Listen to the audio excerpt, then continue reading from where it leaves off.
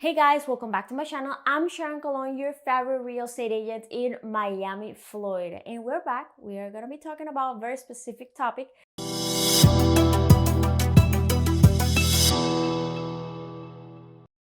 Well, in the last few weeks, the most frequent questions that I have been asked has been, Sharon, after the unfortunate tragedy of the collapsed building, is there any change in the condo market in Miami? Well, first of all, I have to say my sincere condolences to all those families who lost a family member living in the towers, okay? That was very heartbreaking. Going back to the question, undoubtedly, this has been the most frequent question I have received in the last 2 months, more or less, especially when you keep seeing or you have been reading articles like this one, which says that another condo has been evacuated because of safety issues and with several violations. Plus, I have been getting comments from you asking me to talk about the condo market. Yeah, right? You ask and I read, you guys. So, what is going on with the Miami condo market? Let's talk about a little about that, okay? First of all, let me tell you that I am going to use the Miami Association of Realtors official report data, which includes condos but also townhomes, and then I will show you from the system a little additional data. Let me show you these and highlight the most important points. In June, the Miami Association of Realtors reported a total of 2,515 closed sales, and that is 339 more properties sold from May 2021 and 1,711 more from June 2020, with an increase of 212.8%, which is a huge jump compared to last year.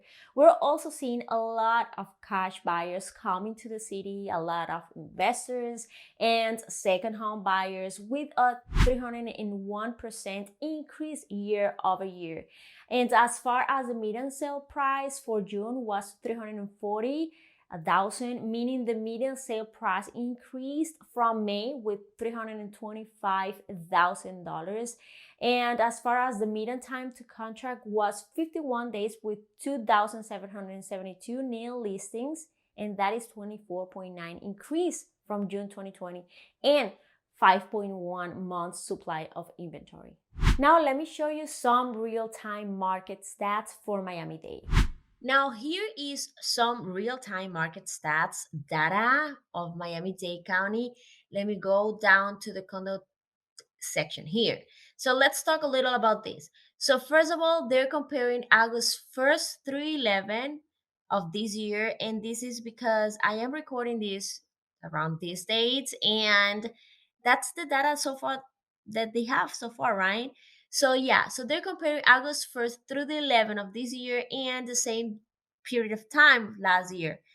So the first line says that pretty much a decrease of new listings versus last year, a decrease of 42% versus last year. The second line says, or they noticed a 40% increase of sold properties or sold listings versus last year. In the third line, they found that in this same period of time, 46.6% increase of properties that went under contract versus last year. And this is pretty interesting. Now, another thing that I catch my eye definitely is this line over here. And guys, I don't have this data yet because the Miami Association of Realtors, they release the data by the end of each month, okay? That's why you find that my market updates are either in at the end of each month or the first week of each month, okay? Talking about the previous month, right? So definitely if you watch my previous or my latest market update, you saw that I mentioned that the condo market changed to a seller's market based off the recent data that I was talking in that by then, right?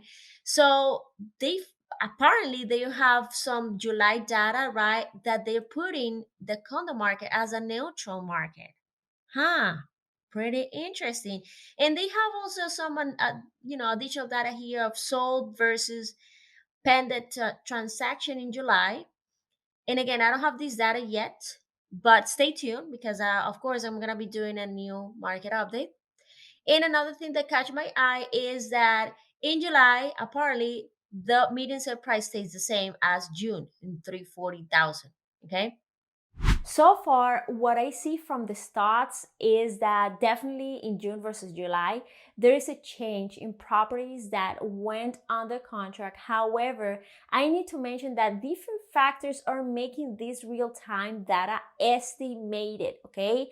Yes, it could be possible for some that after what happened, they lost interest in the condo market. But again, this data is comparing both condos and townhomes as well. Plus, there are other factors that we need to keep in mind making it estimated data.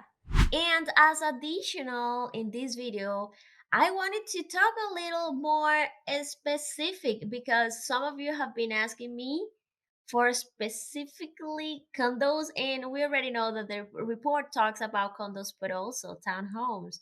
So I wanted to, in this video, I wanted to answer those questions for those of you asking me for condos specifically, and this is the area we are considering only, okay? Only this area. And let's check June. We already have that data, right? But it is more about condos and townhomes. And now we're considering just only that area that I mentioned, just condos, okay? And it's showing that around 1,600 closed in June in that area, right? And how many went under contract? Let's change this. Okay, June already. So in June, same period of time, same area, 331 went under contract. Okay, now let's see July, right? In July, In July, it actually increased to 553 and increase of around 200 more properties that went under contract.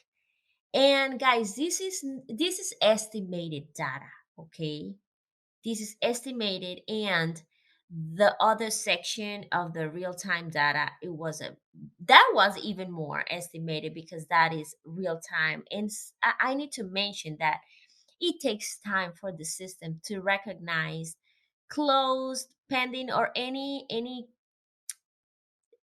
change that we do in the system as a for the properties. It takes time for the system to recognize, but it takes time for the people who prepare the official reports for us.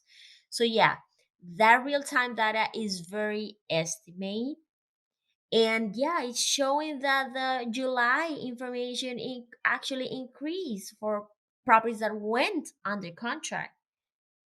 Yeah, and let's see so far in July just to see.